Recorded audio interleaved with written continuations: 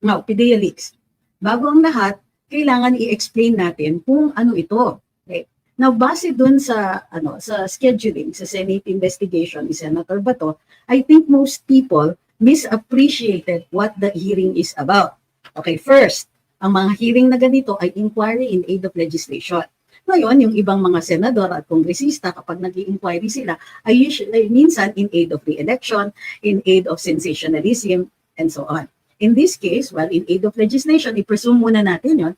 Pero, ang iniimbestigahan ni Senator Bato dito ay yung leak. That's why the title was PDEA Leaks. Kasi ang tinitignan niya, at sinabi niya ito at the start of the investigation, na ang tinitignan dito ay paano napunta sa kamay ng ibang tao, like si Madam Maharlika, itong mga confidential documents. And that some of these documents should actually be classified as secret or top secret dahil daw posible itong magkaroon ng impact on our national security.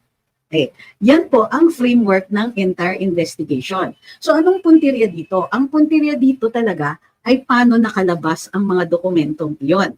Hindi po nila iniimbestigahan kung paano nasalag yung investigation into a celebrity, an actress and a politician, bakit hindi natuloy yung investigasyon na yon. Samantalang yun naman po ang inaantabayanan ng publiko, including the possibility na magamit yung ebidensya na yon para maipakita kung may fitness ang Pangulo to continue as our President. Pustik si Cruz Angeles, ito ang luminous. So,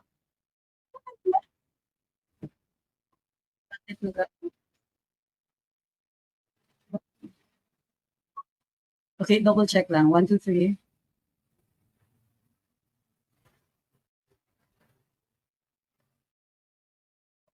Ayun. I got it.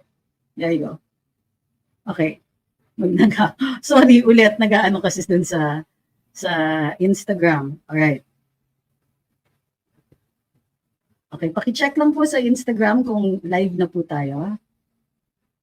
Ayun. Okay, so magandang hapon po sa inyong lahat. Ako po si Trixie Cruz Angeles. Ito ang Luminous. We're live on Instagram, Facebook, TikTok, YouTube, and on Rumble. So today we're discussing the highlights of the Senate hearing conducted by Senator Bato de la Rosa. It's the Senate Committee on Public Order. And ang tema, of course, ang topic for the day are dalawa, ang PDEA leaks at saka ang Alitagtag bust. Okay. Thank you kay Roger SD. Ngayon, we'll just be discussing the highlights. There are some things here na kailangan mas in-depth ang discussion. Gayun pa man dahil that people want to understand what went on here. So, on the Alitagtag bust, yun po ang inuna kanina. So, ang sabi nila was that what happened mostly was nag-report si Secretary Benhar Abalos, and then may report din si Chief PNP. And then after that, natakda na siya for executive session, which is unusual. Just some highlights dun sa dun sa report halimbawa ng PNP. It was, sabi nila, they flagged down at a checkpoint vehicle, and they noticed that in the front seat mayroong mga several license plates which constituted for them as a clear indication of a crime dahil wala naman daw dapat in possession ng isang pribadong tao several license plates which are usually government issued and issued only to private owners. Sabi nila, and then there were other things that were contained in clear plastic containers, kaya daw nakikita nila as there's a white powdery substance contained in these clear plastic containers. According to them, they were able to open up the vehicle at may pinakita silang mga pictures na mismong yung tao, yung driver, ang nagbukas at pinresenta din yung laman ng mga karga niya. Now, what are they trying to say here? Also, kung papansinin ninyo, yung mga report both ng PNP Chief at ni Secretary Benhar Abalos ay sinasagot na nila yung mga kritiko nila. In short, their reports were taking into consideration na yung mga ni-raise ng publiko both in social media at saka sa print media. Para sa akin, medyo defensive po ito. Hindi ito yung panahon para mag-argue. Kumbaga, both si Secretary Abalos and si Chief PNP were already testifying when actually they were still reporting only on the facts. Baga, ganito nangyari, dumating ito, na-flag down, ito yung powdery substance, pinababa, may gap po dun sa report. Dun sa pag-aaresto, sa pagtatanong dun sa driver, if there was a waiver, thank you kay Goodboy, tsaka kay Genazel. Maraming blanco. At yung mga blanco na yon ay supposedly, dahil ongoing pa yung investigasyon, ay kailangan i-discuss daw only during executive session. Alright, it did not sit well with the public. Kung babasahin po ninyo yung mga komento na live comments at the time, thank you Mamita, live comments at the time din makikita ninyo na parang ang impression sa mga tao, of course, ay wow, teka muna, bakit away from the public? Ang dahilan, supposedly, ay dahil live investigation to, ongoing pa yung investigation. We will take note also na dun sa report, parang hindi ko yata narinig masyado, kung nabanggit man, yung mga operations afterwards na supposedly may nahuling mga additional na mga sasakyan, and so on. I assume na yung mga yon ay i-discuss lang po during executive session. Now, the report continued both continued to say that the PNP were there daw in Alitagtag at the site kung saan hinuli at doon po sila nag-inventaryo ng nahuli na illegal substance from the vehicle. And na-overwhelmed daw sila sa dami kung kaya't diretsong 43 hours silang nandun measuring, weighing, testing, and so on of the substance that they were able to get or yung nakuha nila doon sa, yung seizure nila. Ito, thank you kay Jello-san. Ang sabi pa nila, the PNP daw should be recognized for this accomplishment. Now, this was what I saw na additional na things that we should note. Kumbaga, sabi ni Senator Bato, first time daw, mga puti ang nahuli. Dito, dati daw, parati lang po. Bakit ako magre-relax? Hindi ako kabado. May problema sa lalamunan ko. Huwag naman po kayong judgmental. Okay? Bakit ako kakabahan? Nasa social media ako lang. Anyway, ang sabi, one of the things that we need to note daw, one of the things that we need to note is, yun nga, yung comment ni Senator Bato, ng mga puti ang nahuli. Dati daw, mga Chinese ang nahuhuli. At ngayon, ay mga ay mga puti na daw. Of course, we note that the suspect here is not exactly white, but I think he was referring to citizenship. US citizen daw. So, in addition to which, nagkaroon ng issue about whether it was a random check or this was an intel-driven operation. So yung sabi ng Chief PNP in his reporting, ay hindi po random lang po ito sa checkpoint. Nung patapos na po yung discussion on the Alitagtag bust, hinabol niya, ay sabi niya hindi po intel-driven daw pala po ito. Alam nilang dadaan doon.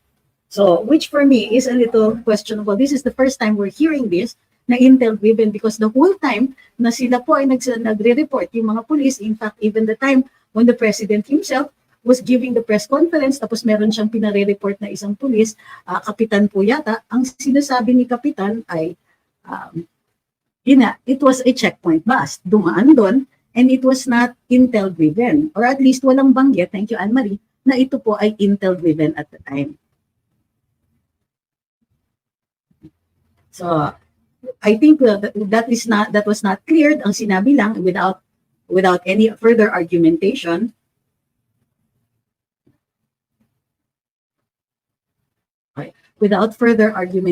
sinasabi na lang nila was that it was intel-driven. Bakit? Kasi binanggit during the course of that dapat daw, pasalamatan at kilalanin at tama daw yung field promotion ng kapitan dahil this was the result of good police work. Huwag muna kayong mahirinan. Saka na natin anin. So shortly after that, pinatestify naman ang mga Coast Guard tungkol dun sa pleasure yachts. Okay. According to them, yung pagdating ng mga droga was on board a yacht, a private yacht, that docked somewhere near, well, in one of the, not exactly even a port, basta doon sa may alitagtag at doon din binaba yung mga droga. Thank you kay Kano. At doon po, gusto ng Coast Guard ay gumawa ng legislation para kailangan may clearing point. Kumbaga, even these pleasure yachts should dock somewhere for proper immigrations check and customs check bago po mag-dock in these private resorts. So, apparently, base dun sa report ng Coast Guard, itong yate po ay nag-dock in a resort that has been given authority na dun po bumaba ang mga yate na private katulad nun. So, aantabayanan natin kung magkaroon nga ng legislation dito. Okay. Alright, so then they went on, sabi the rest will be will be discussed at executive session. Okay. Now, PDEA leaks. Bago ang lahat, kailangan i-explain natin kung ano ito. Okay. Now, base dun sa sa scheduling, sa Senate investigation ni Senator Bato, I think most people misappreciated what the hearing is about. Okay, first, ang mga hearing na ganito ay inquiry in aid of legislation. Ngayon, yung ibang mga senador at kongresista, kapag nag-i-inquiry sila, ay usually minsan in aid of re-election, in aid of sensationalism, and so on. In this case, well, in aid of legislation, i-presume muna natin yon. Pero, ang iniimbestigahan ni Senator Bato dito ay yung leak. That's why the title was PDEA Leaks. Kasi ang tinitignan niya, at sinabi niya ito at the start of the investigation, na ang tinitignan dito ay paano napunta sa kamay ng ibang tao, like si Madam Maharlika, itong mga confidential documents. And that some of these documents should actually be classified as secret or top secret dahil daw posible itong magkaroon ng impact on our national security. Okay. Yan po ang framework ng entire investigation. So anong puntirya dito? Ang puntirya dito talaga ay paano nakalabas ang mga dokumentong iyon. Hindi po nila iniimbestigahan kung paano nasalag yung investigation into a celebrity, an actress and a politician, bakit hindi natuloy yung investigasyon na yon.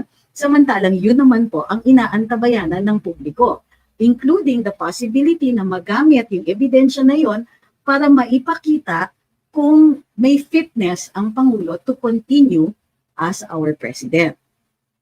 Okay. Ang daming demanding. May nagreklamo sa electric fan ko. Naman, just, masyadong mainit. Gusto mo, patayin ko yung fan, gano'n. So, ensure na kung maingay anong gagawin natin? Padala kayong aircon?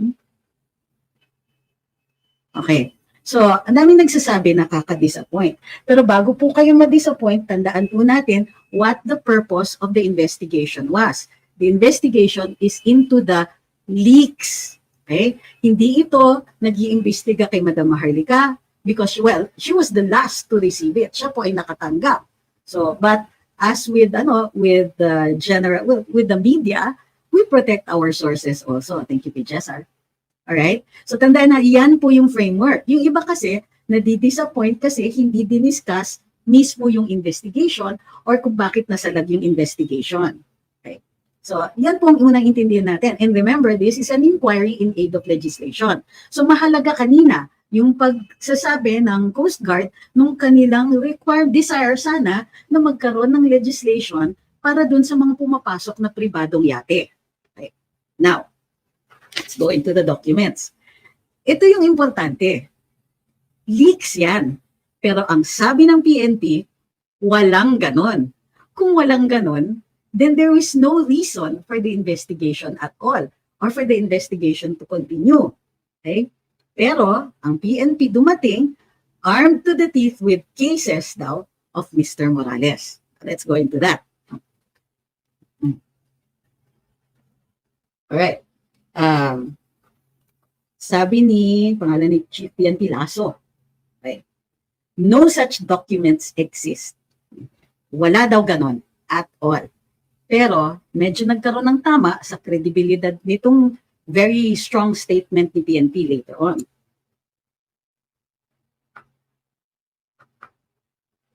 Okay. So sinabi ngayon ni Senator Bato, ano naman ang gagawin natin sa impormasyon na ito? Pero may dokumento. Anong gagawin natin sa impormasyon na ito? So, in addition, sabi, meron pa rin tayong additional na issues that must be discussed including the issue of a 2-minute drug test that was taken in accordance with the COMELEC requirements. So, in the course of that, so ang nangyari is that, so very strong ang sinabi nila, walang ganyan. And then they went on to enumerate the cases of Mr. Morales and the fact that he had been dismissed. Now, iklaro natin, mayroon silang mga binanggit na kaso. And isa lang po doon ang naging positive, yung pagtanggal niya doon sa PIDEA on an administrative charge. Hindi po maliwanag because apparently they did not discuss that particular administrative charge. Instead, ang diniscuss nila ay yung mga kaso such as yung extortion, robbery, may theft pa, and so on. Now, dahil sinabi nila yon, tama kayo, character assassination. Now, bakit? In argumentation, ganito yon. Merong documents. The documents are evidence of what is stated in the documents. So, ano yung mga nasa dokumento na yon? Ang nasa dokumento ay may request for investigation. And apparently, nabanggit din ni Mr. Morales later on, hindi lang po limited to documents yon, yun po ay mayroong nakakabit ng mga pictures of the personalities for investigation. Allegedly, ano ba yung term doon? Snorting? Inhaling white powdery substances. At naka-identify yung lugar na yon. Right. So, tinanong ngayon ang sagot ni Mr. Morales. Highlights lang tayo, huwag muna tayo yung ibang detalye kasi kailangan balikan ko pa. So si Mr. Morales naman, in-explain niya yung mga cases. And lo and behold, most of those cases had already either been dismissed or acquitted po siya. Okay. So, dun pa lang, problema na yung plan for character assassination. Kasi hindi enough syempre na may kaso yan. Kapag existing yung case, lalo na kung ito ay criminal case, then the presumption is of innocence until the judge pronounces guilt. But in this case, most of the cases have been either dismissed or he has been acquitted at mayroon daw isa na ongoing pa. Okay. So, does that affect the document itself? It only affects supposedly the credibility of the person who, in this case, is attesting to the authenticity of the documents. Now, yung documents na to, at nabanggit ito ni Senator Bato, in-authenticate niya kasi siya ang gumawa. Si Mr. Morales ang gumawa and all he had to do was identify those documents. And by that identification, meron siyang personal knowledge dahil siya yung gumawa. Now, the identification and authentication also means that this is an official document. At sinabi pa niya may mga dagdag dyan. Ngayon, mayroon siyang mga binanggit na mga tao doon.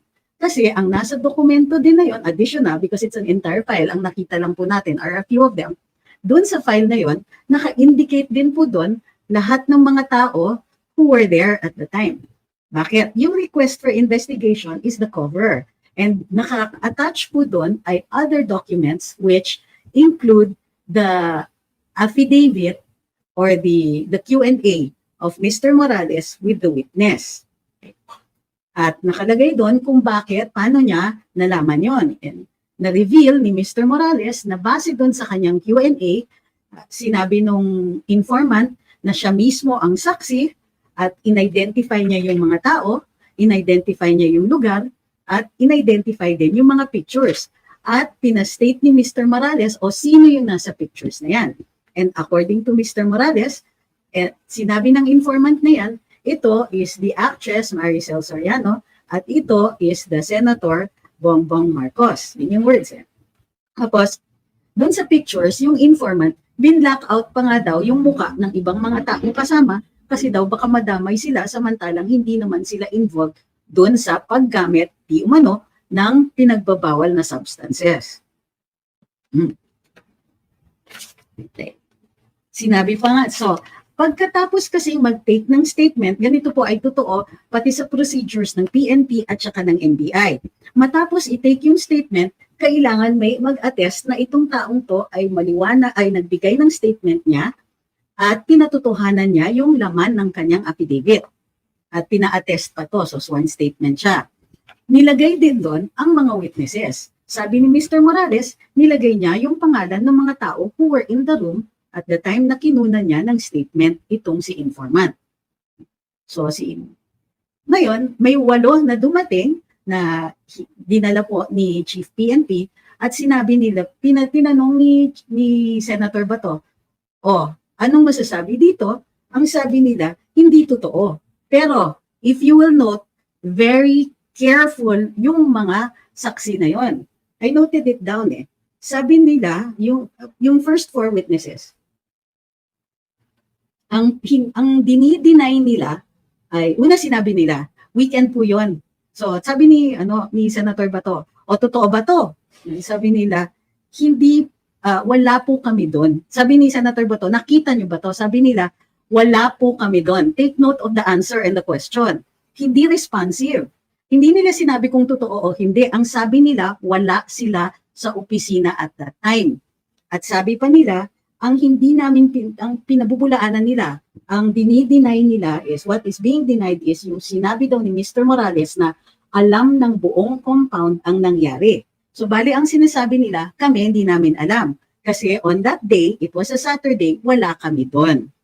So nakikita nyo, take note of the statements that were very, very careful. Hindi ko sinasabing they are lying or anything like that, but they had to be very careful with their statements.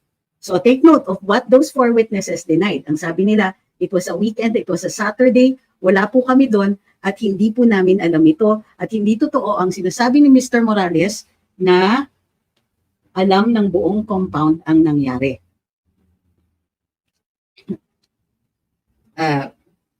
Dumating dun sa punto na nagsabi si Mr. Morales, na mention niya si later Asek Gadapan, who is deceased.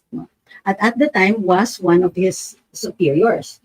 At sinabi, ang problema was that sinabi ni Mr. Morales, alam po niya tungkol dito. Okay? And he was attesting na sinagot naman at parang sinabi na inapprove na ang hindi pagtuloy ng investigasyon. Or at least that was what was alluded to. Yun ang pagkaintindi ko. Like I said, these are highlights. We have to listen again. So, Senator Bato went into a long narration about how good this person is, si Asek Gadapan, sumakalangit nawa. And he said that hindi niya gagawin nito, mistako to, and so on. And this is a good person. So ito po yung nabanggit and I think should be included or na-include naman ni Madam Maharlika dun sa sinasabi niya na hindi dapat nagte-testify si Senator Bato. Although I don't think it was that damaging or influencing either way. Thank you kay JT.guy. At this point, tinanong naman si General Lasso, sabi niya walang dokumentong ganyan kasi marami dapat yan dinadaanan. So, binanggit niya yung mga tao na dapat dinaanan yan. So, but if you look carefully at his statement again, what he's saying is walang dokumentong ganyan is a conclusion. Ang ebidensya niya or ang reasoning for that conclusion is marami kasing dadaanan yan. Hindi nga niya naitawid Dapat ang sinabi niya, maraming dadaanan yan and therefore, there would be other signatures or additional documents attesting to these other people who would have double-checked the denial of the investigation. Hindi niya sinabi yon.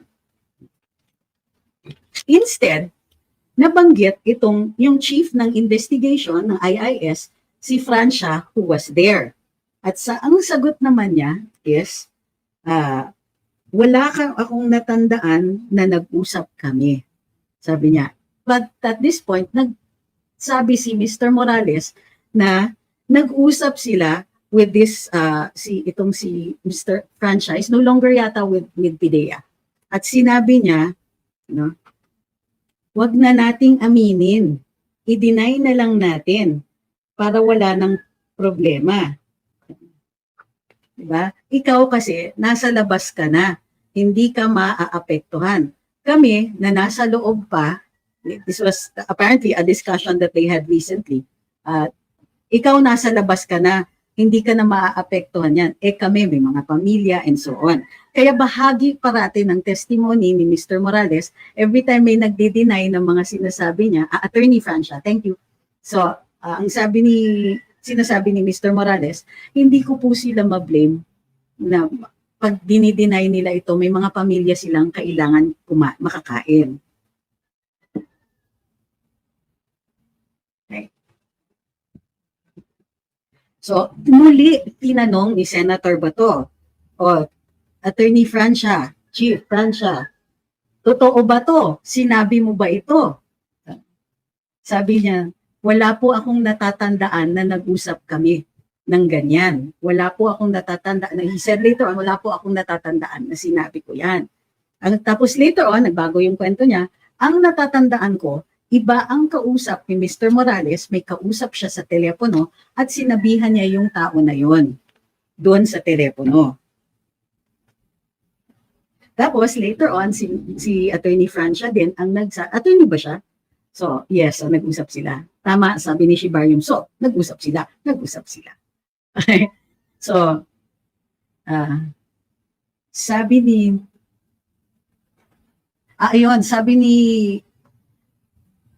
huwag mo naman akong huwag kang magkasama ng insulto. Sasagutin ko naman yung mga tanong.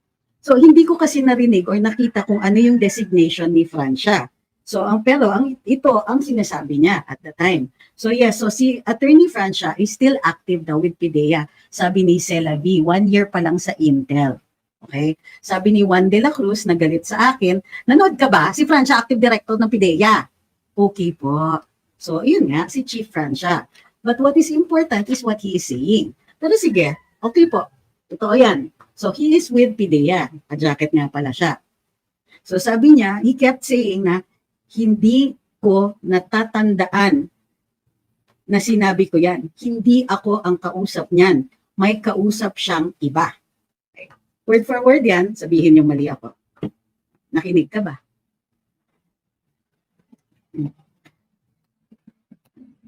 Alam nyo, you can criticize, pero kung sasabihin ninyo yung mga ganyan, masyado naman kayong maangas. Wala pa naman akong sinasabi na nakaka-damage sa inyo Pulo ka kayo. So, yan. So, and then, sabi ni Chief Francia, bakit ako ang tinatanungan na ninyo ng ganito? Chief ang sinabi and nakatawag dun sa kanya. So, okay. Sabi ni Director Francia,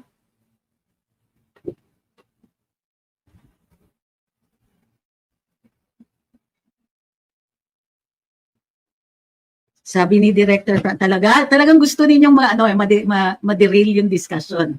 Sabi ni Director Francia, natawa ako sa discussion dun sa YouTube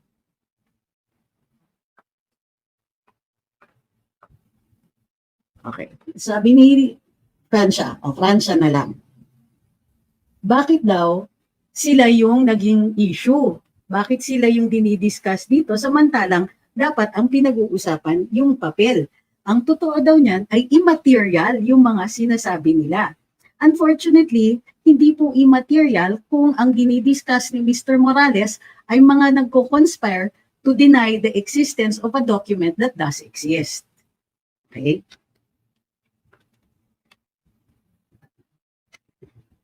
Wala akong matandaan, and he goes on to say, wala akong matandaan na may ganong papel. So bakit yung term ay wala akong matandaan? Bakit hindi niya dinideny outright? Walang papel na ganyan. O, walang papel na ganyan. Hindi po yan totoo. Itong si wala siya dyan. They couldn't have made that separate. They could attack the document, pero wala akong natatandaan. So, bakit? Kasi pag kinasuhan siya later on ng perjury because he lied in a Senate hearing, maaari niyang sabihin kasi faulty na po ang memory ko dahil matagal na po yan. So the emphasis is on whether or not he remembered, not whether or not the document exists. Okay.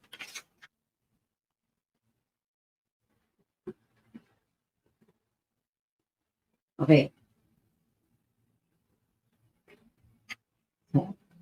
So sinabi pa, si Bitong naman ang nagsabi dito, siya po kasi ang may custody ng documents. Sabi niya, wala daw talaga, it does not exist. Kasi itong mga ito ay under my custody. And then he mentions a system na sinagot naman ni Mr. Morales. At ang sabi ni Mr. Morales ay wala pa po yung sistema na yon noong ginawa ito. Go pa rin si Bitong. Pero it should still be within the system. Dapat yung file na yan ay napasok pa rin yun dun sa sistema na yun. So later on, he changes his statement and says, basta I believe na wala. Right? Na wala yung dokumento na yun. It was at this point na binasa ni Senator, after this binasa na ni Senator Bato yung yung message ni Madam Maharlika. So the next hearing is set for May 7. Ang nakikita natin dito is or at least this is my first impression, is na-anticipate at nasagot ni Mr. Morales yung mga paratang. At one point, I think it was General Lasso who said na bakit pinag-uusapan ito? Sinungaling yan si Morales. So, which for me was a very strong statement, a bit emotional. Kasi, dito, in the case of documents, res ipsa loquitur, the document speaks for itself. If you will notice sa kanila, walang ni isang nagsabi sa kanila na mali yung, the document is fake. Kasi fake yung letterhead, or fake yung hindi tama yung form, or hindi tama yung ganito, ganyan. Ang sinabi nila is AI generated yan. And at that point, sinabi rin ni Senator Bato, kung titignan mo yung dokumento, may puncture holes Parang para sa kanya, hindi ganun kakompleto ang AI. And it would be difficult for AI to have anticipated that the document came from a file at may mga butas yun ng kanyang, may puncture holes. Okay. So, unfortunately, at that point, naging emotional na si Senator Bato because of the post pala of Madam Maharlika, who was also in turn reacting to yung ibang mga statements ni Senator Bato na bakit parang hindi fair. Si Madam Maharlika was pointing out naman na bakit yung issue ay siya at saka si Mr. Morales, o bakit dumaan sa issue na silang dalawa ni Mr. Morales ang pinag-uusapan. Samantalang for Madam Maharlika, the question is, nagpupulburon ba o hindi itong politiko na to na kung saan nasalag yung investigation? Para sa akin, I think that she wanted the investigation to be about that. I think everybody did, di ba? Because yun talaga, this is what interests us all. But in truth, the investigation is about whether or not documents had in fact leaked. Kasi ang sinasabi ni Senator Bato is, this might have national security implications. And tama naman yun. Pero, ang classification ng document na ito is confidential and not top secret. And apparently, there are distinctions between those. Unfortunately, hindi daw dumating ang representante ng National Security Advisor. Sabi ni Fashion Haven, anong year yung date ng doc? 2012 po. Sabi ni Ma'am Victoria Lucky Penny, she was just questioning Bato na bakit lalamya-lamya yung mga katanungan niya. Sabi ni Reynaldo, when PIDEA said it was AI generated, how did PIDEA arrive at that conclusion? What tool did they use? I think they mentioned a particular app. Hindi po ako sure which one. Pero they did that in their statement, in their earlier statement before. Hindi ko po narinig in this particular hearing. I may have to go back. It's possible that they mentioned it, but hindi ko po narinig yun. Sabi ni Fashion Haven 2012, ba't nakalusot kay Pinoy? Magkalaban sila. Also, good point.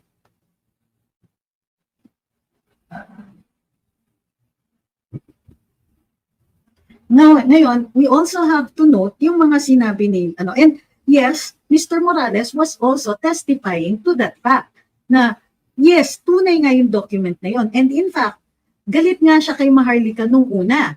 Kasi ang sabi niya ay, nananahimik ako. Natanggal na siya, he is out of government, hindi na po siya employed with PIDEA.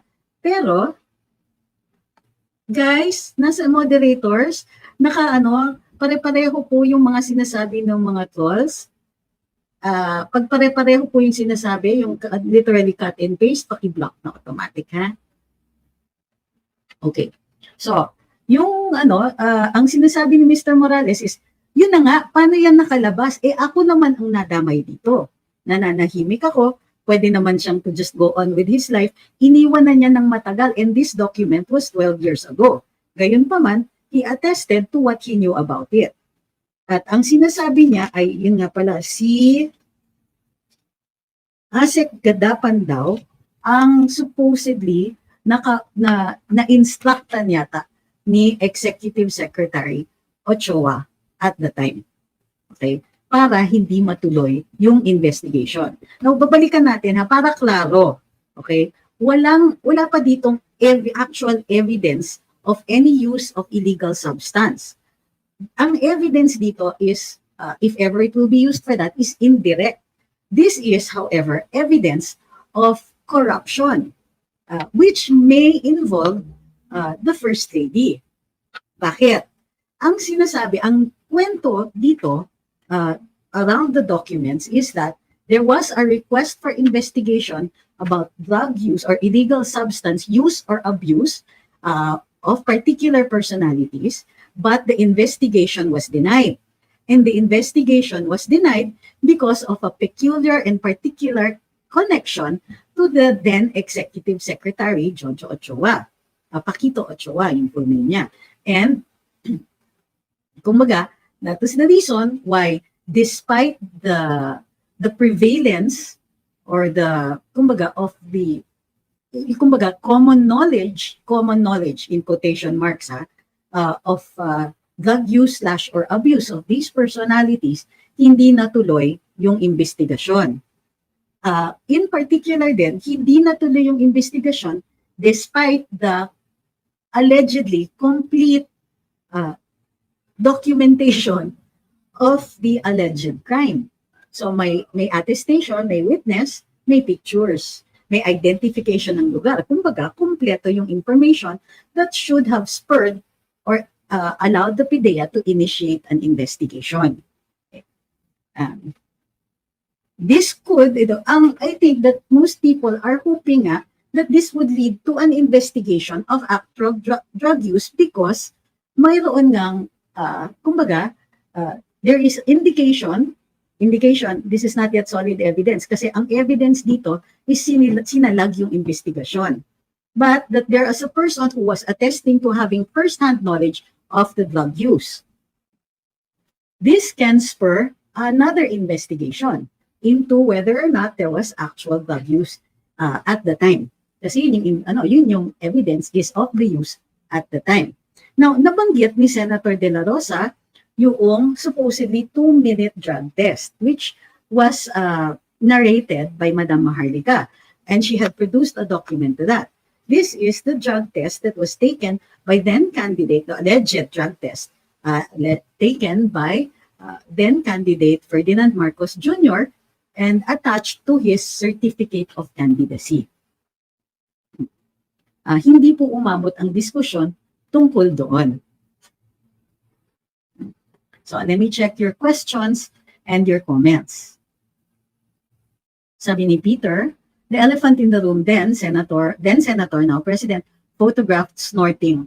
But then it was about the leakage of the documents. The issue is the leakage of documents. Kasi it was the only way, for me, it's the only way for Senator Bato to immediately open an investigation or an inquiry.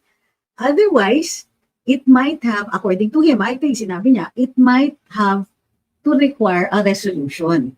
And in fairness to Senator Bato, nakapag-open siya ng inquiry immediately, hindi na nag-resolution, he did so as the chair of the committee.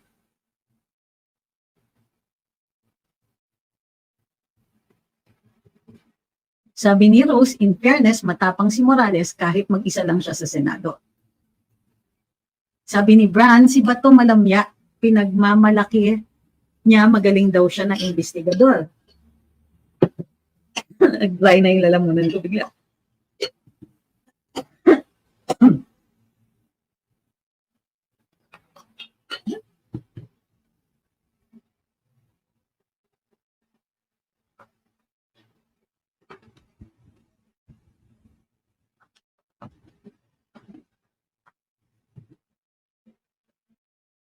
All right.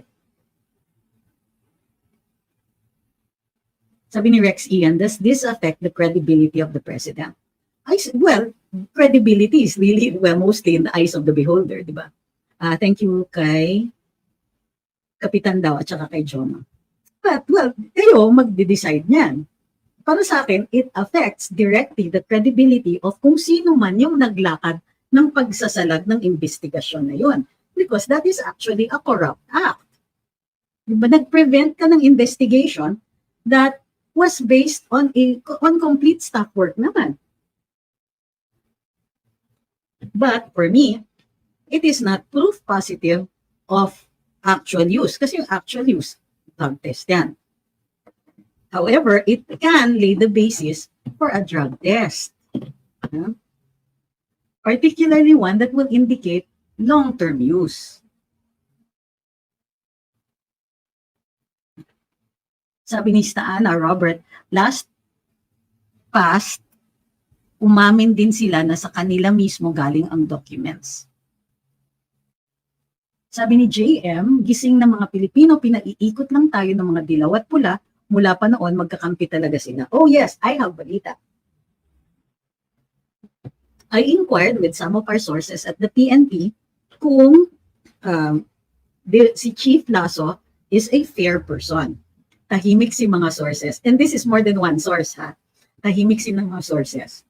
Ang sabi nila, ma'am, shortly after the Mamasapano incident, dumalaw si now Chief Lasso sa kanila. Akala nila, makikiramay kasi nga namatayan sila. And they went through a really traumatic experience. Ito yung mga, syempre yung mga SAP were sent to support yung mga kasama nila in the rice field. Were traumatized by what happened there, dun sa SAP 44.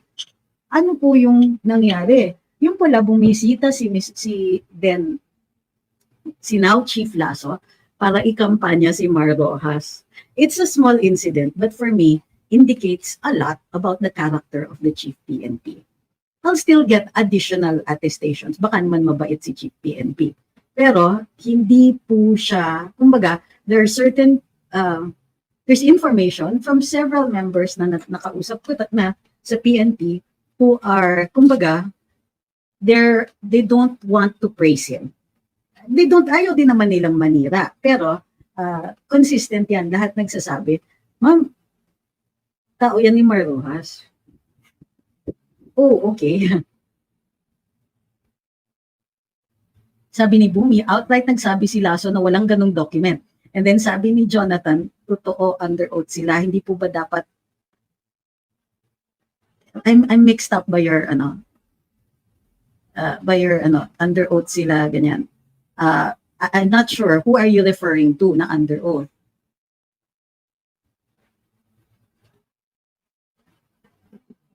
Sabi ni Tin Nguyen, wala si Lasso, sinagot. Wala si Lasso sinagot nung sinabi ni Morales na alam naman yon ni PRD. Sabi ni Bax Jukes, hindi nga tinanong ni Bato si Lasso na saan siya kumuha ng info na AI generated yung photos. Nagdrama pa kay Maharlika pa nung inis niya. Sabi ni Lights Camera Action, ako po ito, ang AI na tagabutas ng Docs Like Punch. Uy, grabe kayo.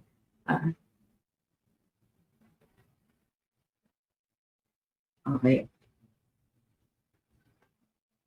So, sabi ni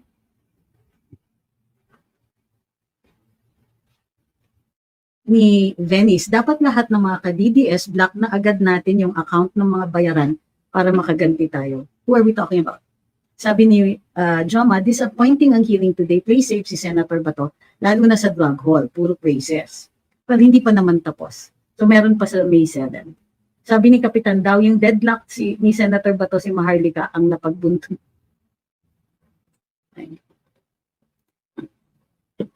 Sabi ni Ritz, dyan mo makikita ma'am na si Bato ay hindi na Bato, isa na siyang walang.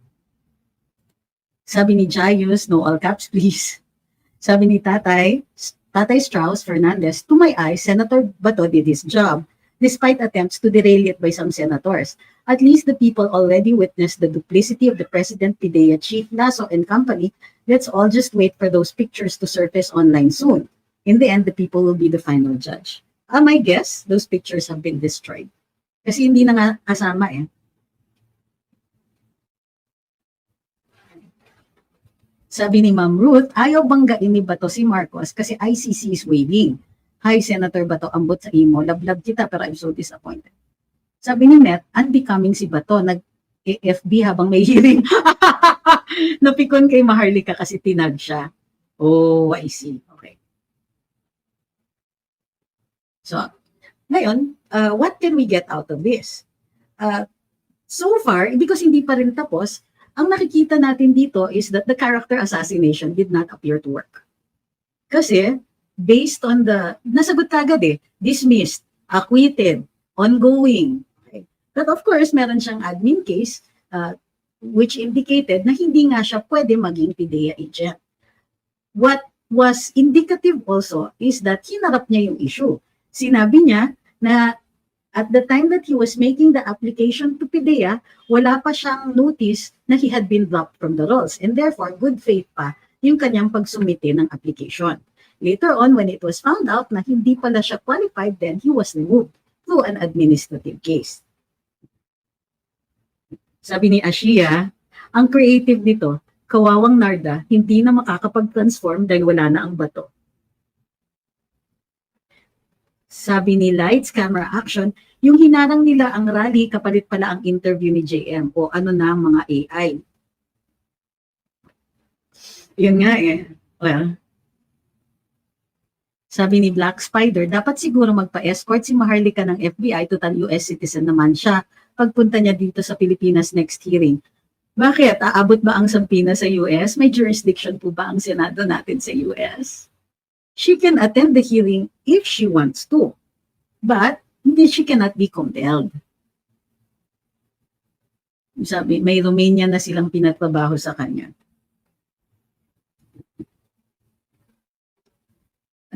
Nag-live ba si Maharlika ngayon? Akala ko tapos na. Sabi ni Roy Ancheta, kung pupunta si Maharlika, pipigain siya kung sino nagbigay. Kapag di siya sumagot, i-contempt siya gaya ng ginawa kay Ka Eric at Doc Badoy. Yun na nga, hindi nga baka hindi sundan ng Senado yung sotolo katulad ng ginawa ng Kongreso. Huwag muna natin i-assume yan.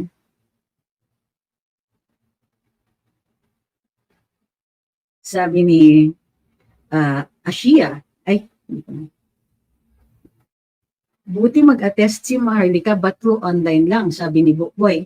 Bakit? Bawal ba ang online? Bawal ba?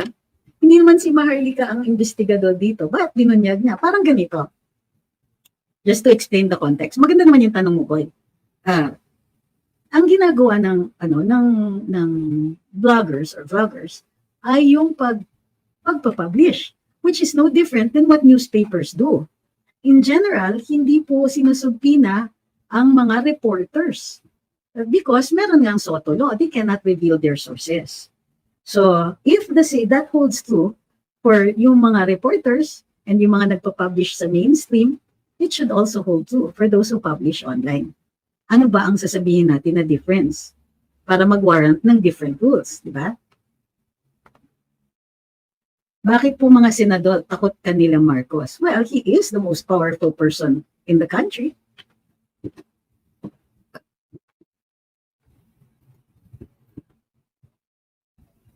Okay, may nagtanong bakit daw mahalaga ang all caps. It is my rule, hindi po rule yan ng ating mga moderators. Kasi nga, it's also an unfair advantage. Bukod sa it is disrespectful because sa online, ganyan na ang all caps is shouting. It's like you're yelling at me. That's one. The second is, it is an unfair advantage kasi hindi nababasa yung sa iba ng mga komento kasi binubulaga mo na masyadong nagiging kapansin-pansin pagka naka all caps. So it is a rule here sa Luminous. Now sometimes pinagbibigyan natin yung iba kasi may mga seniors who hindi pa sila marunong kung paano makakita ng hindi all caps. Now dati may mga followers tayo ng mga seniors and some of the other followers taught them paano palalakihin yung mga fonts so that they will be able to see na without necessarily using the caps lock. Sabi ni Mogul, bakit po kanila Estrada at Gloria Arroyo andun sila sa hearing? Ano pong hearing yun? Hearing tungkol sa kanila? No, with Mrs. Arroyo, wala siya. Wala rin si Erap. They were not present at their hearings. May rule kasi. And in fact, ang cabinet secretaries pwedeng ipagbawal ng Pangulo na umattend. Sabi ni CRTV, as a lawyer, did you sense there were PIDEA people lying? Obvious na nagsisinungaling sila. Well, para sa akin kasi, there are hallmarks of lying pero they're not consistent. Halimbawa, pagka ninenervyos ka, it's not necessarily an indication na naglalay ka. It's sometimes an indication of intimidation. Ngayon, para sa akin, ang mas objective na indication is yung hindi ko natatandaan na sinabi ko yon, yung meron qualification. At meron din yung earlier na sinabi ng mga witnesses, ang pinabubulaanan nila o ang dinideny nila ay yung alam ng lahat ang nangyayari. In other words, hindi nila dinideny yung authenticity of the document. Hindi nila dinideny yung mga yung indication ng pangalan nila doon. What they said was on that date they were not present. So for me, it warrants further questioning. Bakit emphatic sa on that date? Is it possible that this was taken on an earlier date? Nagkamali lang ng pagsulat itong si Morales at nandun pala kayo? Pwedeng magganon na further questions. So medyo those were things that I noted. Sabi ni PH News, bakit si Abalos ang nagpapaliwanag sa vlog hall? Bakit hindi po yung seizing officer? Because actually he was giving a report. And yun na nga, yung problema is that the report, in the course of making the report, parang nagte-testify din sila kasi they were explaining certain things like ano naman daw, valid daw yung search. Actually, judge ang magsasabi nun.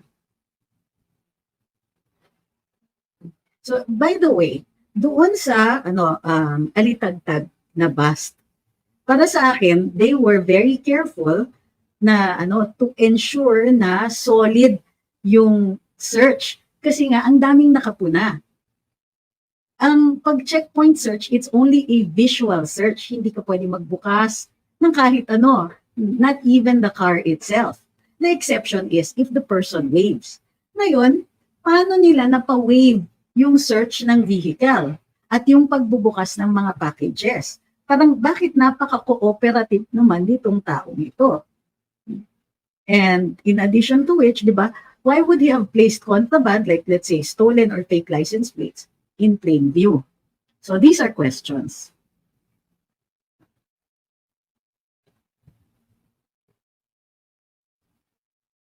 Sabi ni Jayus, nakapagtataka na term ata ni Pino yung drug raid, dapat kay BBM. O di may nakapagtataka. Bakit nila naman, mas nakapagtataka kung babaguhin nila yung date?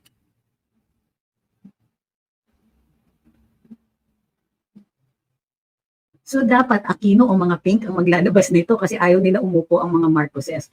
No, I think, well, may sinabi si Sas about that. Ang sabi niya is, talagang mahina ang kalibre ng mga dilaw at pink kasi hindi nila nahuli ito. This is something na dapat binunyag nila. Hindi nila nalaman ito. Ibig sabihin, mas malalim yung mga sources ng mga DDS. Yun ang sabi ni Sas, ha? Hindi po kaya meron din sa iba politika nagpupulburon.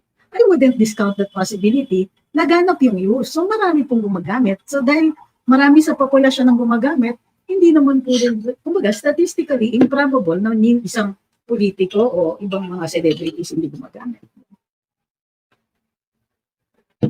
Posible naman po. Sabi ni J.U.S., kaya nga po Yan pala yung pinupuntirya mo. Sorry naman po. Myrene says, need po pa ng search warrant pag binuksan or searching sasakyan. Okay, uulitin po. Ang search of a moving vehicle, particularly doon sa checkpoint, ay visual search po. May rules po yan na isinet po yan from the Supreme Court decisions. It's only a visual search. Kailangan in plain view. Yan. At pwede po, without a search warrant, basta ganun lang. Pwede bang sabihin ng ng searching officer, buksan mo yung glove compartment? Hindi po. Pag sinabi niya, buksan mo yung trunk, ay, pwede kang magsabi na, hindi po, kasi hindi nga siya in plain view. So, yung pagpapabukas, posible lang po yun kung may waiver. Yung sinabi ng driver na, o sige, inspeksyonin ninyo, o sige, buksan ninyo yan. Pero medyo taxing na to the, to our sense of logic. Why that person would do that? Parang, it's the same as, bakit ka dadaan sa checkpoint na yun? Bakit nag-iisa ka? Ganyang kadami ang dala mo? It taxes the credulity, kumbaga, of the people watching and listening to this. I'm not saying it's impossible, pero thank you kay Jessar. Sabi ni Kapitan daw, nabitin ang mga tao kay Bato pag follow-up question, kaya panay inhale lang gawa, then sabay sabi, deadly. Sabi ni High Blood, I'm sure maliit na bagay ito, but I can't help but notice, mandatory ba nakipagkamay si JMK Abalos? Kung ako, ayaw kong makipagplastikan. Hindi naman mandatory, pero hindi rin naman po bawal. So, sabi ni Dr. Bishop, sabi sa interview ni Maharlika Morales, posible na nagtago na nag-leak yung photo kasi nag-leak nga yung document. Posible pa rin daw po na lalabas din yung photo. That's good. Sabi ni Oswaldo, I strongly disagree that PBBM is the most powerful person in the country. Alam mo na kung sino ang pinaka-powerful, FL. Sabi ni Kylie, paano naging confidential ang docs kung dinideny ng PDEA na hindi yung totoo? Actually, ang dinideny nila na hindi siya nag-i-exist. Ayun na nga eh. Diba? Inconsistent. May inconsistencies na. So kung fake yun, edi wala dapat managot sa pagpapalabas nun. Correct. Well said, sir.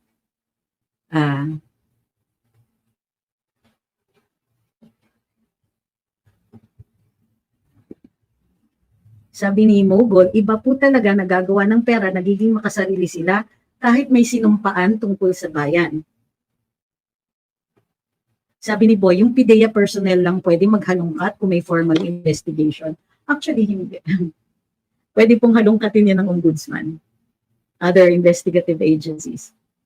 Sabi ni Mrs. Cover, okay lang ba that according to Abalos, ang driver po di pa nakakulong? That's a big case po. Actually, sabi naman po, nakakulong. Meron pang part na di ba? May video na nandun siya behind bars. Medyo okay na. Thank you kay Lady Cabellaneda. So sabi ni Ben, we have to understand that the hearing was about the leaked papers. Yun nga po yung sinabi natin. Which is a threat to national security. Hindi. Which could be a threat to national security. Hindi po established yun. Not who was in the paper. Establishing pa lang. Tama. Sabi ni Lou, di po ba pwede i-invite ang confidential informant ni Morales sa hearing po? Eh di lalong nag-disappear yun. Takot lang nun. Pero I'm sure pwede naman. Sabi ni Joel, tama ngang mahina ang dilawan. Si De Lima na ba ang DOJ secretary nun? Sabi ni Ma'am Judith, sabi ni Mr. Morales, maraming nakakaalam ng sitwasyon mo noon sa PDEA. Pwedeng totoo yun kasi high profile ang mga involved sa drug raid. Sana knowing Filipinos, gusto nila ang ganyan na information.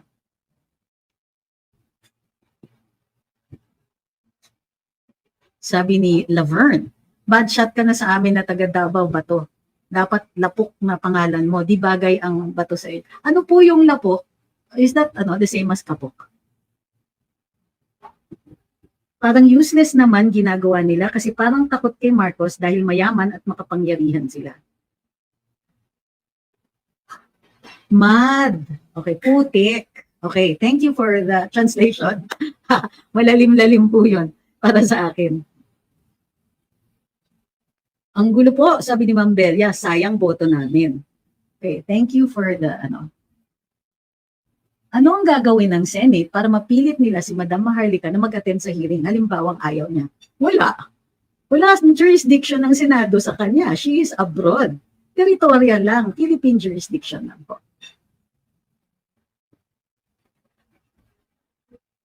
Sabi ni Carl, beautiful at nakakasulat tayong barya. Beautiful attorney tricks.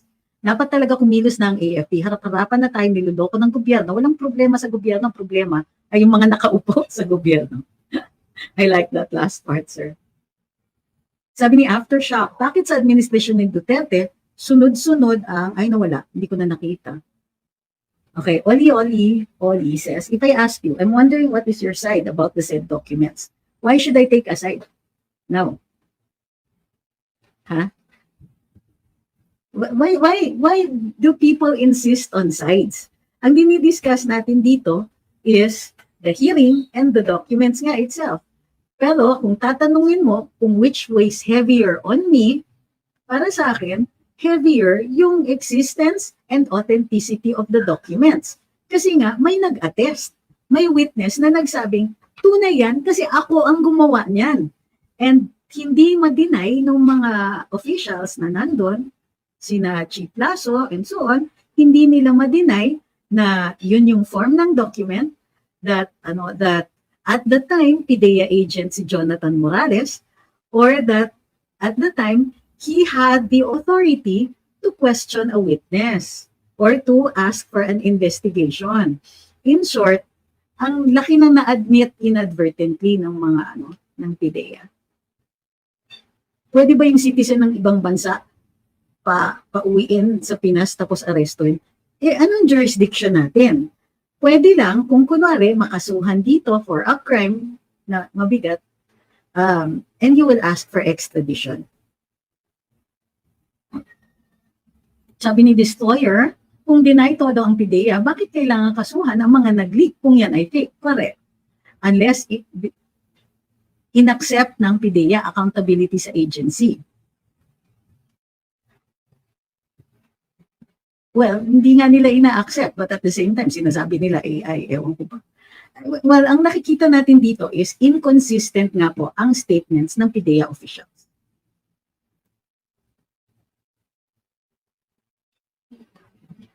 Sabi ni Solon Slayer, expected na yung mga PIDEA people, flat denial sila. Di naman nila ilalaglag si Bonget since PIDEA is under the OP. Parang nagharakiri na din sila kung sasabihin nila na totoo. Hindi, masyado nilang pinadadali yung trabaho ng kalaban nila. Sabi ni Kapitan daw, bigyan na lang second chance si Senator Bato para matuto sa second round ng hearing. Please don't flood, Luenard. No, that's not true. Sabi ni Darnie, does that mean na pag nagkaso sila, matik parang may basbas na authentic ang document? Nagkaso sila? No. Walang automatic na nga. Except pag yung gumawa nga ang nag-attest. Ulit ha, the strongest evidence in favor of the authenticity of the document is when the author itself attests to it.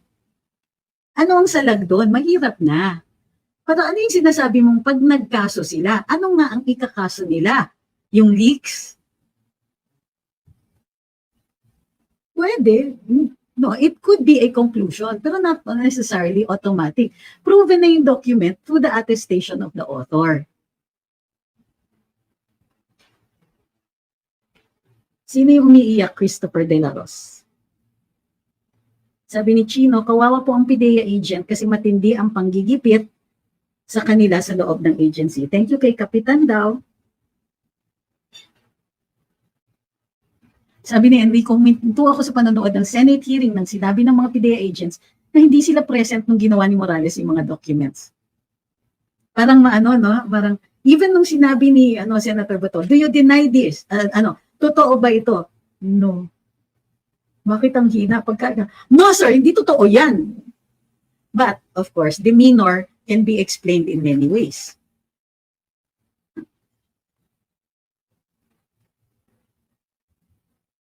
Sabi ni Oli, I'm just wondering why it did not pass through or succeed when this is the time when Aquino is president. Ganon katindi ang belief ninyo that Noynoy Aquino was aware of everything going on in his government?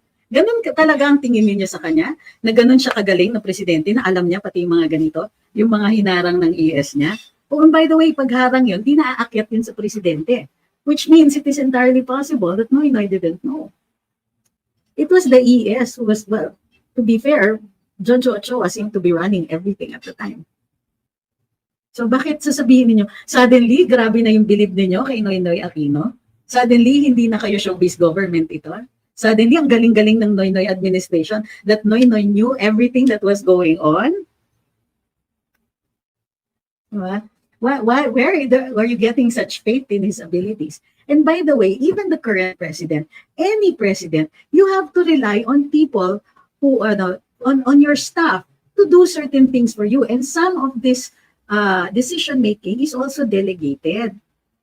Sabi ni Lourdes, bakit ngayon lang? Dapat noon pa pinahuli. Ma'am, wala pong hulihan. Kasi I think you misappreciate this entire hearing. The hearing is bakit sinalag yung investigasyon. Wala pa pong pwedeng hulihin because an investigation is the activity that will render evidence para may mahuli.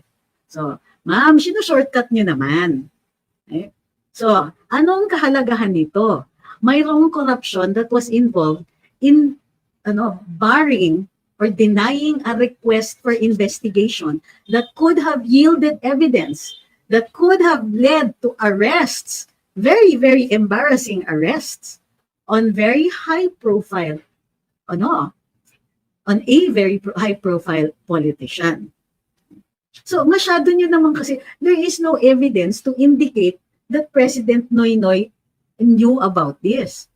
Ang merong ebidensya is ang hihina talaga ng mga dilaw. Ang hina ni Mar Rojas. Hindi niya natunugan ito. He could have done this unless they really weren't concerned na may nahuhuli na high profile na politician because that might lead to an investigation about drug use among their peers. Did that not occur to you? Siyempre sasalagin yun. Baka mamaya yung mga barkada-barkada nila dyan na mga politiko din, maikanta. Baka umabot ang mga investigasyon, kinakumpare, kumare. Hindi nyo ba naiintindihan yung extent ng bad news niyan? Even people who were in government were using it. Even these super social people na parang feeling nila, they're above all of these rules. The rules were for everybody else. Kami mga politiko. Ay, wag, kawawa naman si kumpare. Do you honestly think na ganun kalaki ang divide between the yellows and the Marcoses? They all grew up together. Did you look? The first lady is cousin to Mar Rojas, is cousin to the DNR Secretary Antonia Loizaga. Di ba? Mar Rojas was an important part of the Noynoy government. Do you honestly think they would not protect fellow members of their class?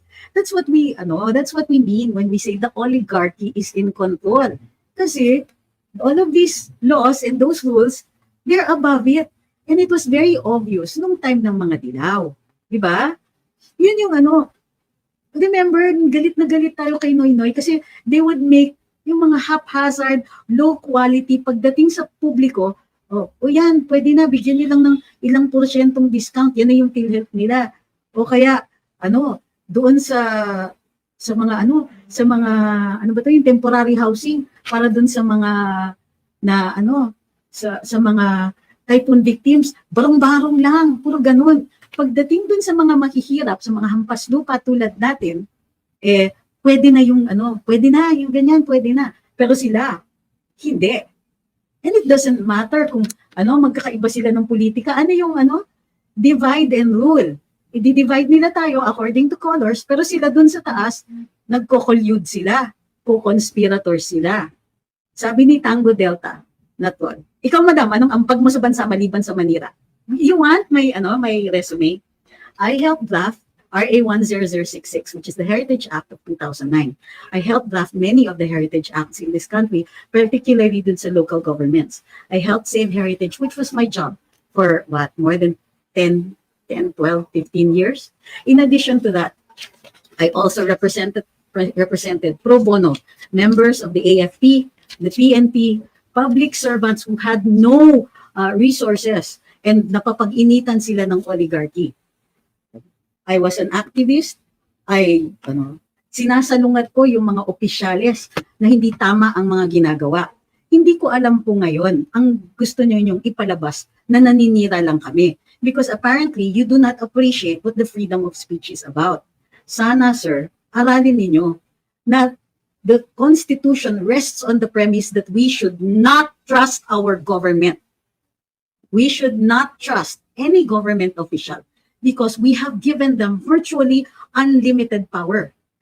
But we created a constitution precisely to limit the power of government and government officials. And one of the big limitations is this, our right to question them. So, if you're going to ask kung ano yung ambag ko, I have been in public service and I have defended people and defended their rights at great cost to myself and even my reputation and even my career because I stuck with people who I believe kept telling the truth. I have defended whistleblowers. I have defended military personnel who had to tell the truth. I defended one person in particular who had insider knowledge of certain illegal activities conducted by the government itself. Anong ambag ko? Ang tanong ko, ikaw ba makakahabol sa ambag namin dito? Huwag po ganyan. Never ask a question you don't already know the answer to. I don't introduce myself. Hindi po ako nagsasabi sa mga tao na, oy, marami na akong nagawa. Yung iba dyan, di ba, marunong naman sila mag-Google. They see the good, they see the bad. Diba? Pero sa totoo lang, I have been in the service of of our country for such a long time.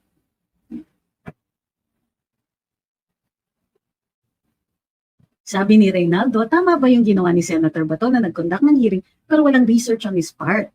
Parang sponge lang siya doon. Ganun ba yun? Hindi man lang nag-take ng notes si Senator Bato. I did not notice. May transcript naman po. Huwag niyo namang i-blame sa kanya that he didn't take notes. That's what the transcript is for. Para ka lang naman, huwag ka naman tumulad dun sa isang tao dito na galit sa akin na hindi ko alam yung designation ni Francia.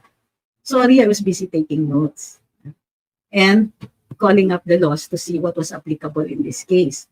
So ang punto dito is that huwag nyo naman pansinin masyado yung mga ganun because one, there is a transcript and two, well, I think we should be at least grateful na meron ngang hearing. In fairness, si Maharlika nagpasalamat kay Senator Bato that he called for a hearing immediately. At inano niya, hindi lang po niya, hindi na nga siya dumaan dun sa sa mahaba pang proseso, minadali niya ito.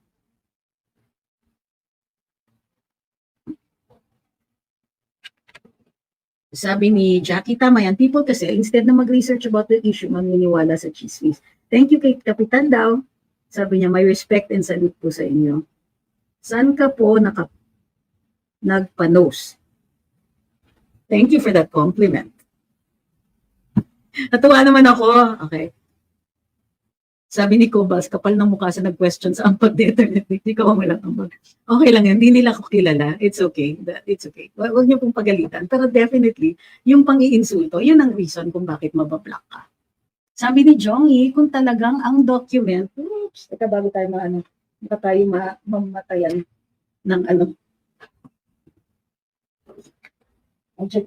isiguraduhin ko lang yung charge.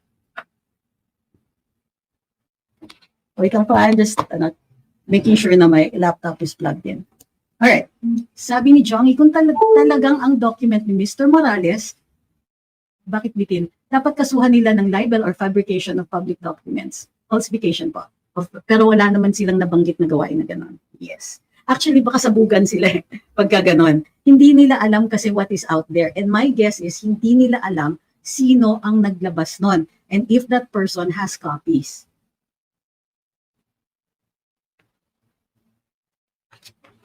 Sabi ni Yen, Dilawan yun yung nagpahirap sa ating bansa tapos panaysisi sa Marcos.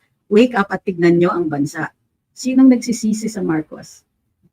You don't think that it is a valid issue to question whether or not the president is, how do you call this, competent to rule? I think that that's a basic question for anybody. Sinagot siya, well, tingnan mo nangyayari sa Pinas ngayon. You know what? Minsan, dapat ako yung nanonood sa inyo ang gagaling niyo sumagot. Sabi ni Luz Biminda, galing pa sa break ang Senado. Kaya parang medyo nahirapan si Senator Bato sa umpisa. Correct! Pero nagpakita naman siya na pantay na pagtingin sa dalawang panig. I think hesitant siya. Matagal ko nang sinasabi ito. Si Senator Bato, iba po siya ngayong Marcos administration kaysa nung time niya under Duterte. Dito, very conservative ang approach niya. Lalong-lalo na, senador siya, hindi na po siya pulis. Gayon pa man, there were some talaga na kulang sa follow-up at kulang dun sa ano, parang meron talaga siyang, he's still tiptoeing around certain issues. But not to worry, para sa akin, may part 2 pa. At doon natin tignan nasa, ano, kung masyado pa rin siyang conservative doon, and then I think valid yung disappointment. Pero para sa akin, may chance pa. Kasi nga minadali niya ito. So let's see ha. Let's see. Meron akong, so naman, bakit? Pero meron namang mga in fairness, nagkahiring, di ba? Sabi ni Edgardo, Trisha Luminos, i-post nyo na nga po yung portfolio ninyo sa FB page nyo para matik masalag yung mga punyetito sa punyetitas na post na yan. Wag na, hayaan nyo mabulaga. Nakakatawa naman sila. Kasi, ganito na lang. Hindi ko kasi pwede ilabas yung client list ko. Pero suffice it to say, na mayroon akong mga kliyente na national officials or dating national officials or at some point in their lives became national officials. Okay? So, kung sa mga ganyan, merong mga general, merong mga ano, and yes, meron akong very notorious na clients din dati. So, pagka nagtanong kayo, tapos hindi ninyo pala alam yung sagot, huwag kayong mag-challenge, baka masaktan kayo eh.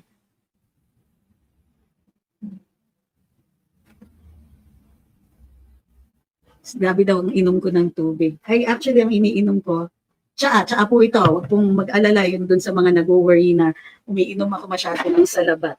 And I have water. Baka lalo, sabi ni Ian Pelantic, correct, baka lalo silang mainitan.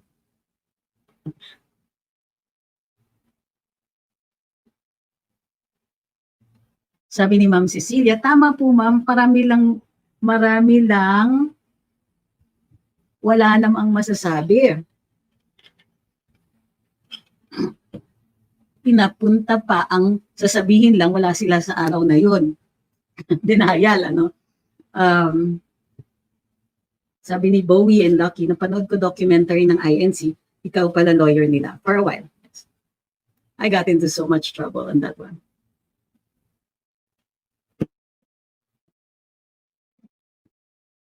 Sabi ni Ma'am Cheryl, Bato is as weak as other senators whom we expect to side with us, the common tao. So frustrating and disappointing.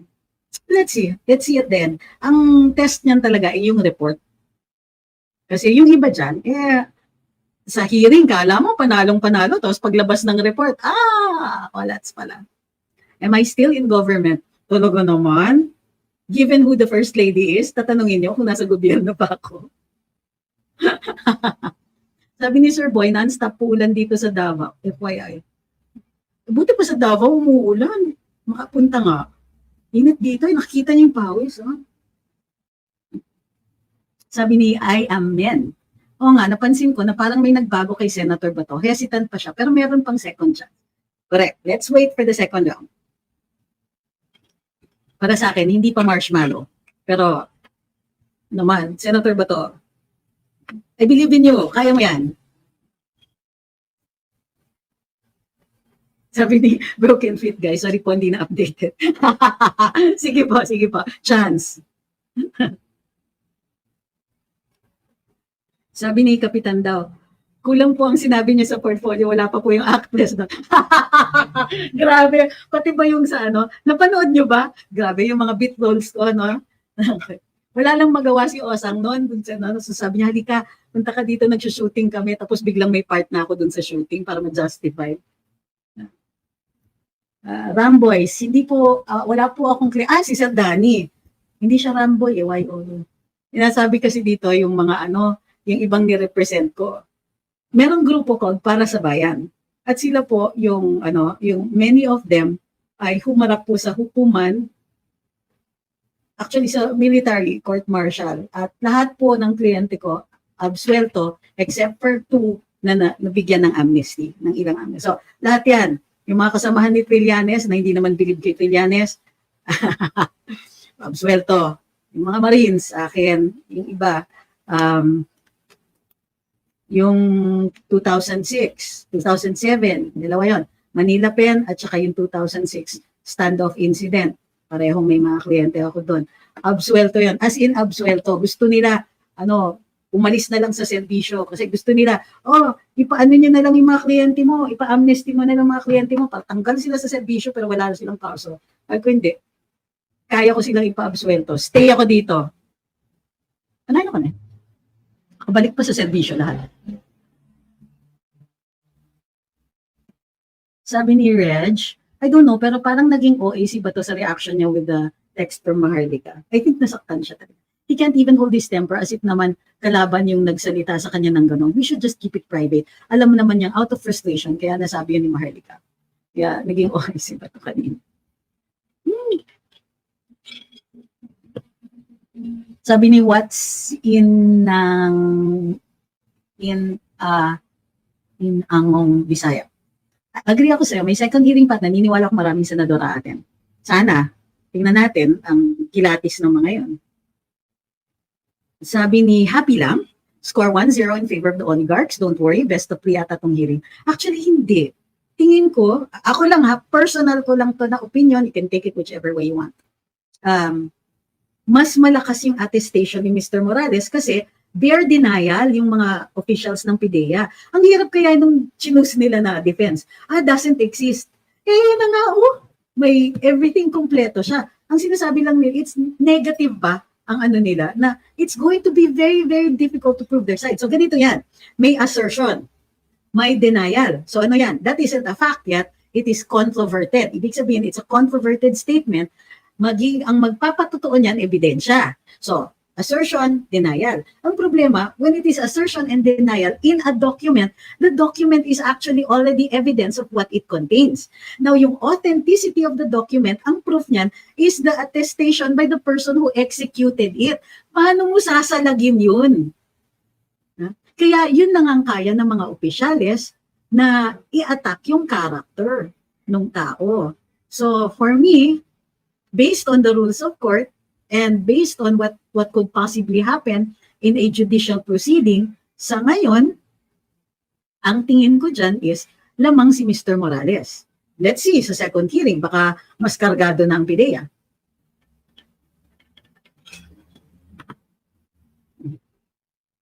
Kasi kung sinasabi nila the document doesn't exist, ito na nga, its mere existence proves its existence. Di ba? Logical. If they had said that is hindi fake that document has been tampered with, yan, sabihin nila, hindi yan hindi Bongbong Marcos ang nakasulat dun sa original request for investigation, pero ganito, wala silang ganon, kasi hindi rin naman sila yung type that would create a fake document para lang sa lagin nito. All they can do is deny. So, ano yan?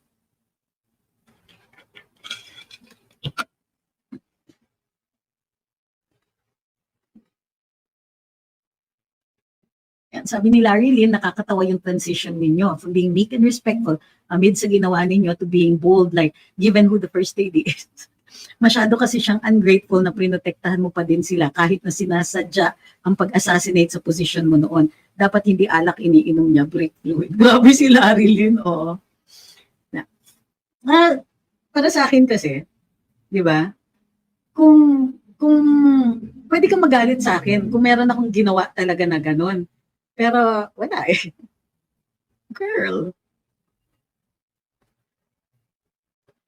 Sabi ni Joker Jack, inassassinate din ni Senator Stone yung character ng PIDEA. Actually, binakbakan niya yung logic ng PIDEA.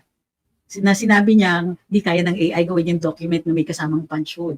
Furthermore, or ang hina naman nila to assume that that AI could have predicted that the document came from a file. Okay, one of my, yung ilaw lang po ang ano ba nangyari dito? The cats. Okay, help. Nahulog yung bag, I think. Ayan. Sorry po, ilaw lang naman po yung nawala. Alright. Thanks, Dion. Ayos naman ito. This one, kasi I think it might fall over. Ayan. Okay, next. Sino yung nagpa-flan?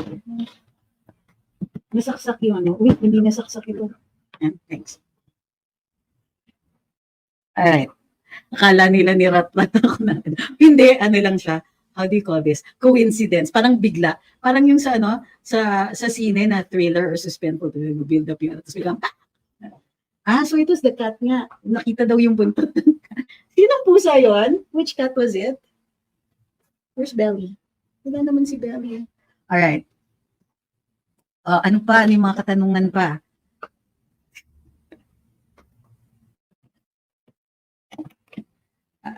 Sabi ni I am Mikey Chan. Kakamping ko pero sobrang love ko kayo nung nasa position kayo, the way you handled. Ay kasi hindi ka na pwedeng may kulay pag nandun ka na in government. At saka hindi po kasi ako politician.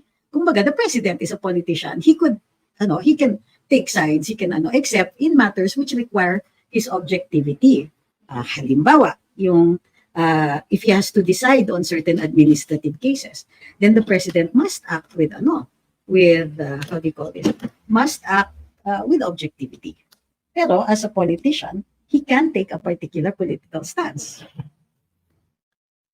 Pero as the press secretary, ano lang naman ako, gabinete lang ako eh. I'm merely the person who gives information to the public so that they are aware of the goings on in government. So walang need para mag-take sides at the time. So sabi ni Emyo, mahirap kalabanin ang nakaupo ngayon, masyadong makapangyarihan, hawak nila lahat, AFP, police, Kamara, Senado na lang ang pag-asa natin. Good point. People Power 2024 says, if this PDEA leaks Senate hearing will not tackle Marcos Jr.'s illegal drug activities, dapat may Senate hearing regarding the questionable drug result of Marcos Jr. Can we pressure the Senate to do that? There has to be a basis. So this should have provided the basis. Ganito po yun. The issue nga is, the Senate hearing is on bakit lumabas yung dokumento na yun. Because there might be national security implications. However, nothing stops the Senate from inquiring into the veracity of that one, or recommending that the investigation be pushed through. Ang issue din po kasi dito, the other issue, which is also very remotely related doon sa leak itself, is bakit nasalag yung investigation? Was there a crime involved there? The Senate can look into that para makita nila kung ano ang kailangang batas na gawin para nang sa gayon, hindi pwede nang pakiusap dyan sa PDEA. Yung mga tipong, kung samahan ko to sa Senado, huwag nyo nang ituloy yung mga ganyang pakiusap lakad-lakad. So, sabi ni Wintercat, di nila malokong mga tao, gising na at maraming natututunan kay Attorney Trix at iba pang mga learned vloggers.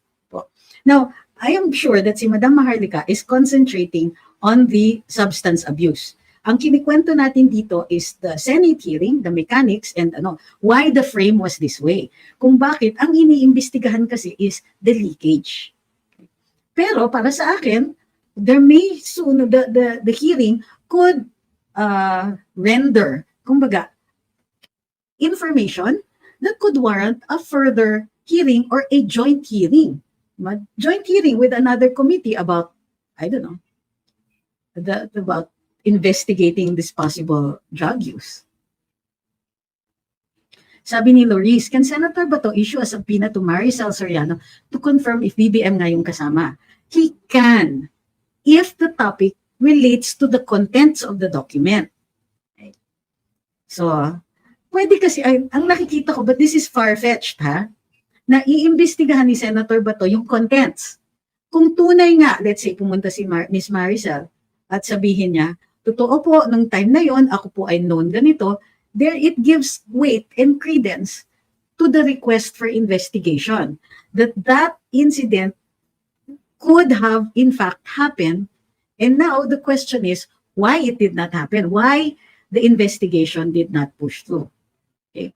Pero for me, remote, ang issue is the leakage. So si Miss Maricel has nothing to do with how that document leaked. Bakit nakalabas yun? Bakit umabot kay Madam Maharlika? Yun po, yung puntirya ng investigation.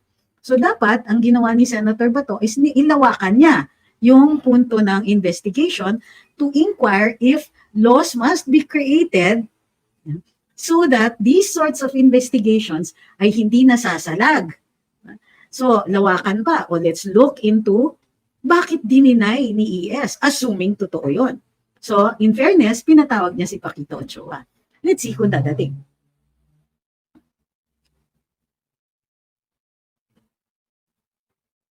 Sabi ni Mayol, kailangan din lumabas kung sino ang nag-leak para may impact na meron talagang investigation report. Totoo yan. At pag napatunayan, well, actually, para sa akin, napatunayan na eh. Andiyan yung author eh. Pero mabibigyan ng added dimension, added bigat. Kasi ang napapatunayan is yung contents ng nung request for investigation.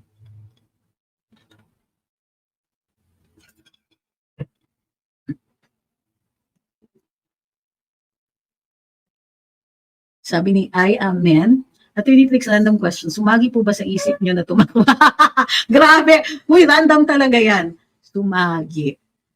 Every time you bring it up, sumasagi siya. Pero every time I look at my wallet,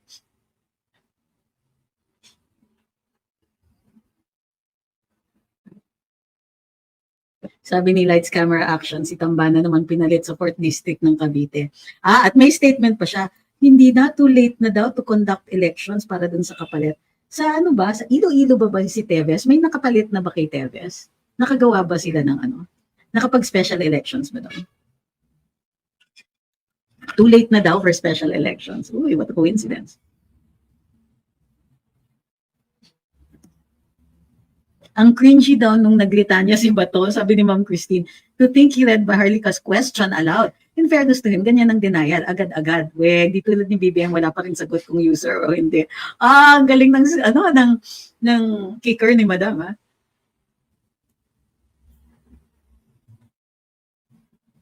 Sabi ni Ma'am Ethel Perez, deny sila lahat, pati yung kasamahan niyang direktor, pero yung car nila ay nakatala na dapat yon ang gagamitin sa paglusob sa unit. Sana makasama sa pagpapaliwanag niya. Okay. Ang explanation doon, well, yun na nga, naka-designate yung mga cars na gagamitin sa surveillance, di ba? For the investigation. Ngayon, ang sinasabi ni Francia, standard po yun, naka-soft copy yun, na ika-cut and paste na lang nila every time magre-request silang investigasyon na yung mga kotse na yon ay nakatakda para sa investigasyon. I don't see how it either supported or denied yung bigat. Thank you kay Bravo Papa. Hindi ko nakikita kung paano nakaka-affect kasi yun kung nagdagdag bigat o nagdagdag ng pwedeng i-question dun sa document.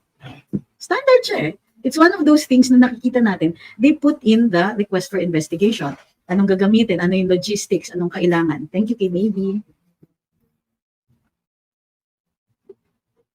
Sabi ni Lucky, halatang one-sided or lumilihis sa issue si Bato about the pulveron implicating the president.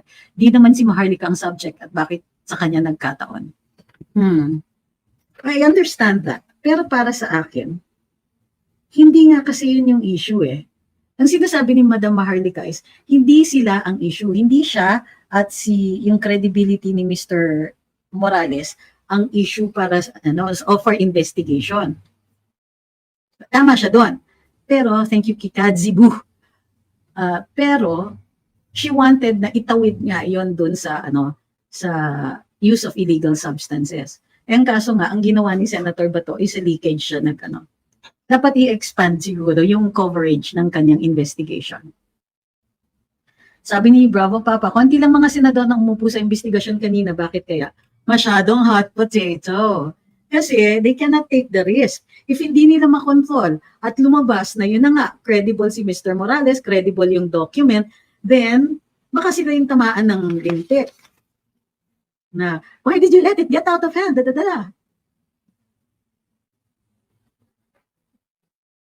Sabi ni Alfred, baka tinatakot si Bato ni FL na kapag nilaglag si BBM, laglag din siya sa ICC. I'm sure it weighs on his mind. Pero para sa akin, medyo malayo yan. Sinalon ni ES Ochoa si PBBM, eto na yung tamang time para magsanib na ang Marcos at Dilawan. Hindi pa ba? Actually, sabi ng mga dilawan kong kilala, some of them talaga are so adamant against it. Meron iba sa kanila na ang tingin nila, weak. So, ayan, nakipag-collaborate na. Yan talaga, they really say that.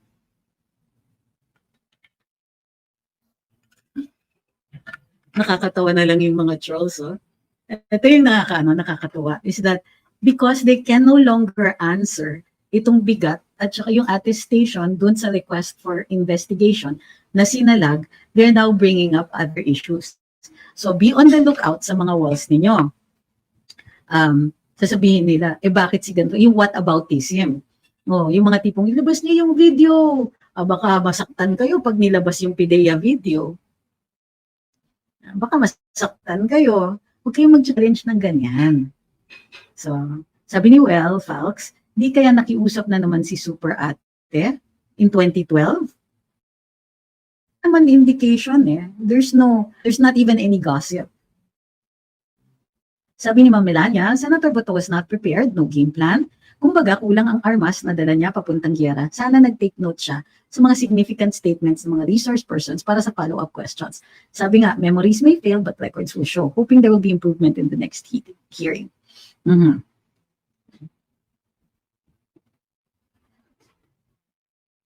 Grabe.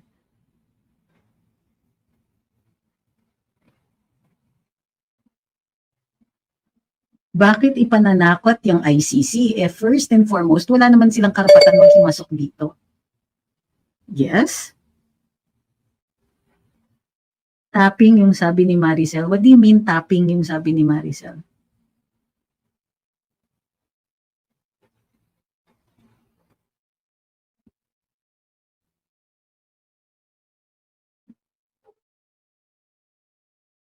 Sabi ni Alfredo, nawala na kasi ang mga quality senators natin like Senator Ping.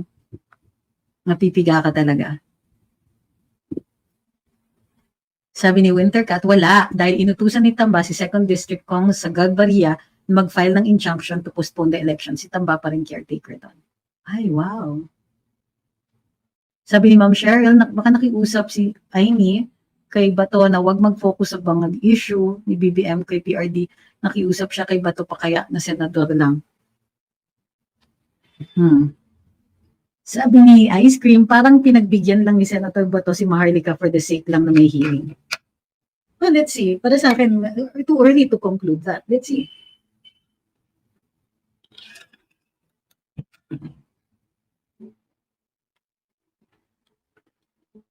Na-topic niyo na po ba yung maisog sa Bulacan? Opo, andun ako Sabi ni Ma'am Christine, Agent Morales is so admirable. Sa first interview with Maharlika, mas feeling accountable pa siya. Tapos sa hearing, ang charismatic magsalita kasi confident in the truth. It seemed to me that way. Na-anticipate din na yung problema kasi sa PIDEA is, ang bilis nung denial nila the first time around. So napako sila dun sa defense. Remember, nung isang document pa lang nilalabas ni Madam Maharlika, deny sila kaagad. Tapos, okay lang sana if they just denied it. We deny that is a document from PIDEA. Tapos, hindi, sabi nila, we deny, at sabi pa nila na may AI yan. Ay, hala. Yung assertions na ganon, na hindi na pag-isipan, madali pong buwagin. Madaling salagyan. Okay? In the meantime, I think that there's still time to, for Senator Bato to be prepared. May 7 po yung next hearing.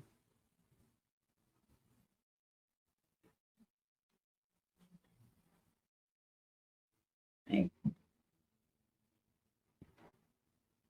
A silver lining I saw was nga, Bato made it a point to mention Maharlika live. Hope that will make people aware of her and look up her vlogs. Okay, so maraming salamat. I hope this clears up some things for everybody. There is a second hearing which I think abangan natin lahat. Now, ano yung kumbaga, for those who were, anticipating something about the use of illegal substances, the weight of this request for investigation becomes significant. Thank you, Kilan Ramos. Bakit? Why would you prevent an investigation if it wasn't true? What were they avoiding na mahanap ang PIDEA? Alright? which now is a legitimate question. Okay. Thank you very much sa lahat po ng dumalo. It will be interesting to see former ES Ochoa attend the hearing if he attends. Alright, meron pa bang ibang mga ano?